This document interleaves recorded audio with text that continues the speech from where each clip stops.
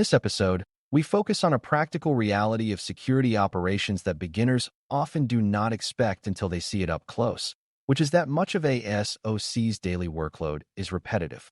The same kinds of signals appear again and again. Analysts gather the same context repeatedly, and the same early investigation steps are performed over and over before anyone reaches the part of the work that requires real judgment. That repetition is not only boring, it is risky because repetitive manual work increases errors, increases inconsistency between analysts, and drains the attention that should be used for high-value analysis. Automation is one of the most effective ways to improve the reliability of operations because it takes the steps that should be done the same way every time and makes them happen consistently. When automation is designed thoughtfully, it boosts speed and consistency while reducing burnout. But when it is designed carelessly, it can hide uncertainty or create new noise. The goal is not to replace people, but to protect people by reducing mechanical work so human attention is used where it matters most. Before we continue, a quick note. This audio course is a companion to our course companion books. The first book is about the exam and provides detailed information on how to pass it best. The second book is a Kindle-only ebook that contains 1,000 flashcards that can be used on your mobile device or Kindle. Check them both out at cyber.author.me in the Bare Metal Study Guide series. A good starting point is defining what counts as a repetitive task in a SOC context, because automation targets should be chosen based on repeatability and low decision complexity. Repetitive tasks often include gathering basic context about an alert, pulling related events, checking known benign conditions, assembling a timeline of key actions, and packaging information for escalation. These tasks usually follow a stable pattern, meaning most analysts would do them in a similar sequence if they had enough time. They are also tasks where the correct output is often a consistent set of facts rather than an interpretive conclusion, which makes them strong candidates for automation. By contrast, deciding whether a pattern truly indicates malicious activity is usually not repetitive in the same way because it depends on context, nuance, and judgment, especially for ambiguous cases. For beginners, it helps to remember that good automation supports decisions rather than making decisions blindly.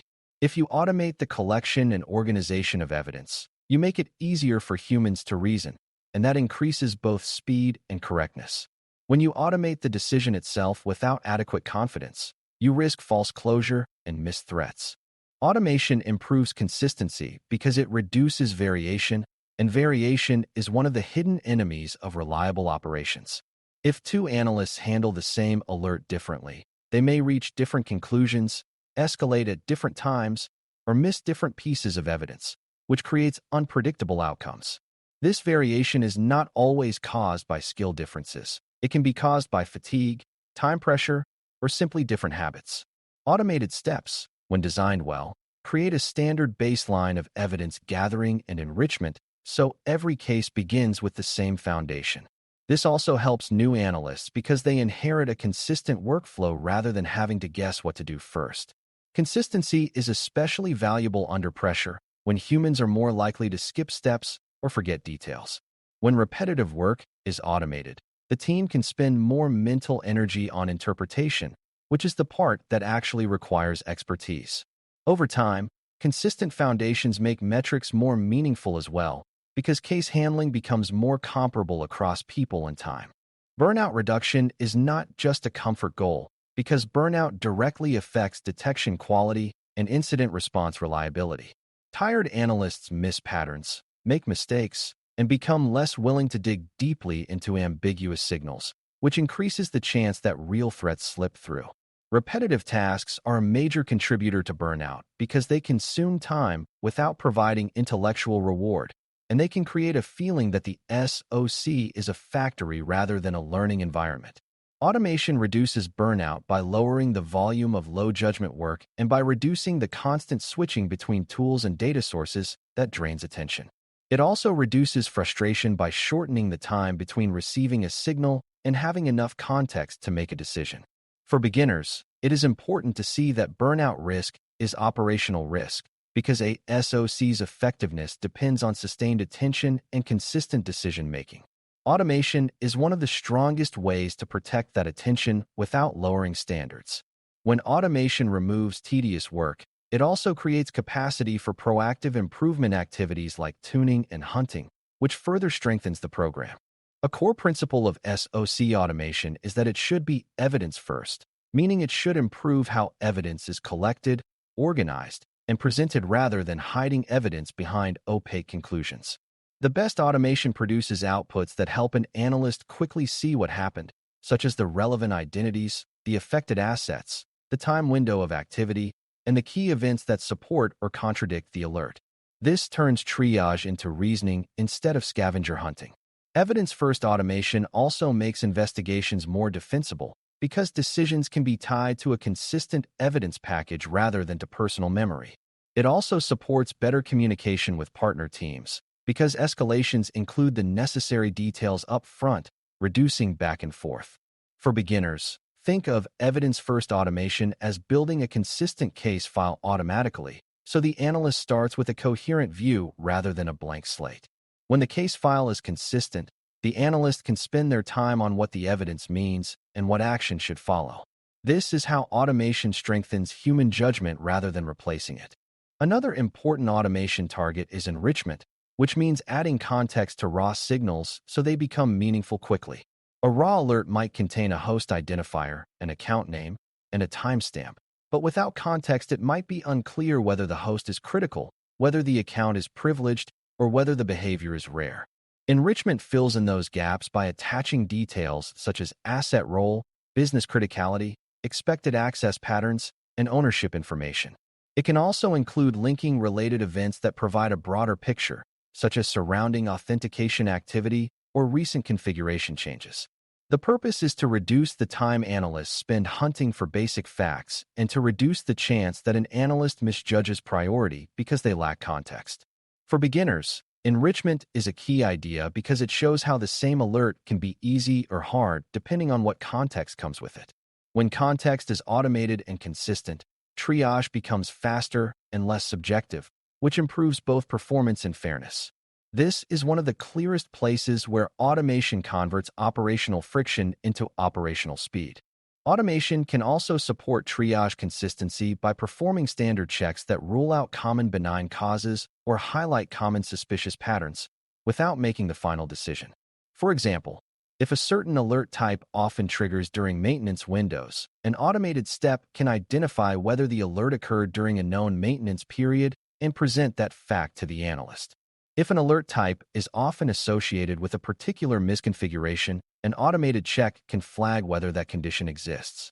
The key is that these checks produce evidence and context, not an automatic dismissal, because false dismissals are dangerous.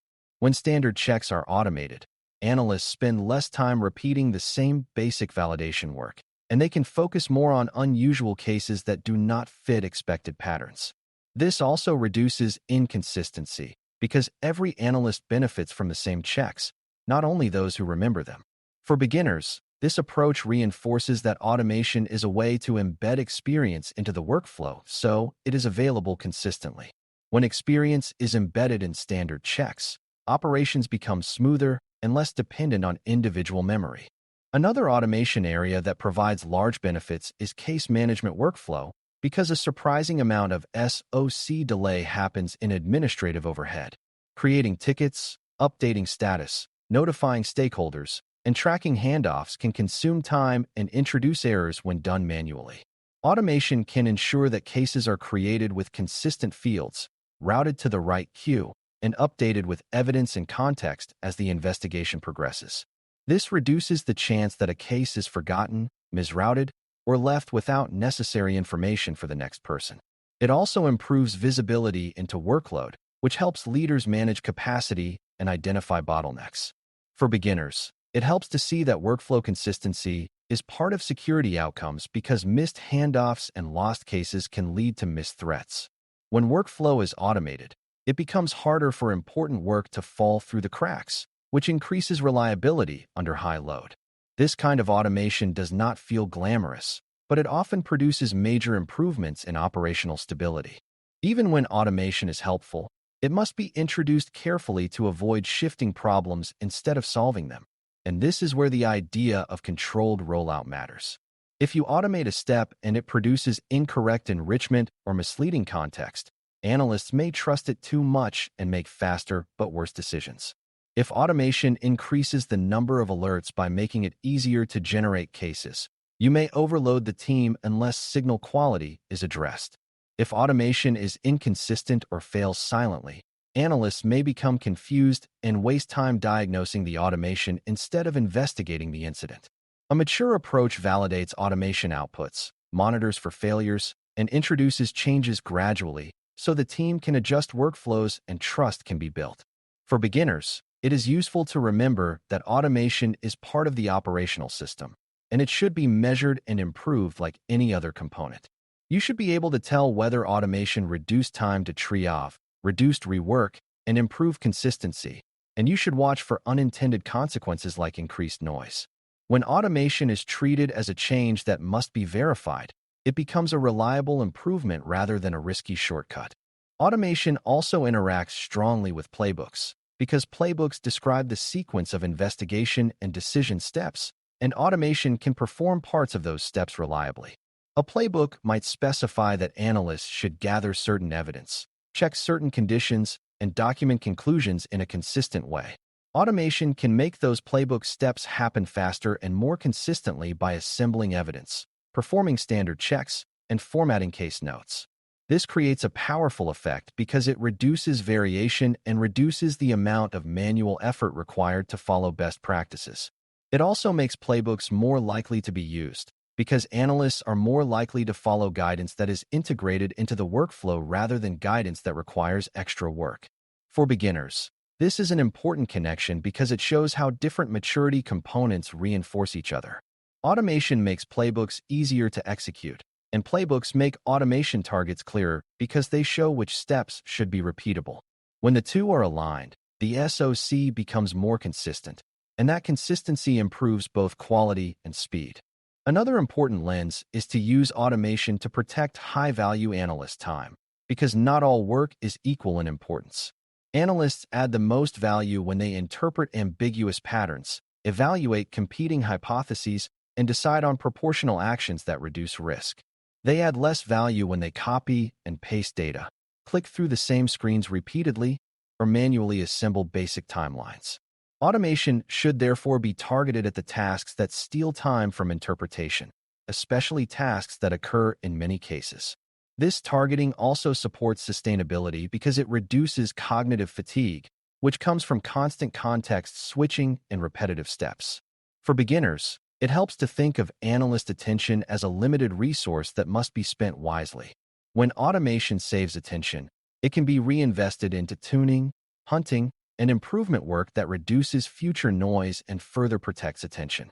This creates a compounding effect, where automation creates capacity, and capacity enables improvements that reduce workload. Over time, the SOC becomes more proactive and less reactive because the team is no longer trapped by repetitive churn. Finally, automation should be framed and communicated as an operational improvement with measurable goals, not as a technology project that is assumed to be beneficial. A good automation effort specifies which repetitive tasks will be reduced, how consistency will be improved, and how burnout risk will be reduced through lower manual workload. It also specifies how success will be measured, such as reduced time to triage for common alert categories, reduced rework and reopen rates, increased completeness of case documentation, and increased time available for proactive work. Communicating automation this way helps leaders support it because they can see the risk reduction and sustainability benefits, and it helps teams respect it because it is presented as support rather than as surveillance. For beginners, this reinforces that metrics, planning, and operational change are connected even here. You identify the bottleneck, design automation to relieve it, and verify improvement through measurement. When automation is treated as a measured improvement, it earns trust and becomes part of continuous maturity. Without that framing, automation can be perceived as a disruptive change that adds complexity without delivering value. In closing, automating repetitive SOC tasks boosts consistency and reduces burnout by removing low-judgment work that consumes time, creates errors, and drains attention. The most valuable automation focuses on evidence-first collection, context enrichment, standard checks that support triage, and workflow steps that prevent cases from falling through the cracks. By reducing variation and manual overhead, automation makes investigations more defensible and improves the reliability of operations under pressure. It also protects analyst attention so the team can focus on interpretation, decision-making, and proactive improvement, which strengthens security outcomes over time. The key is to introduce automation carefully, validate its outputs, and measure whether it truly improved speed and quality rather than simply changing the shape of work. When automation is aligned with playbooks and targeted at high-leverage repetitive steps, it creates a compounding maturity effect, where the SOC becomes more consistent, more resilient, and more sustainable with each improvement cycle. That is how automation becomes not just a convenience, but a strategic tool for operational excellence. Thanks for listening. For more audio courses, daily newsletters, and more, please visit BareMetalCyber.com.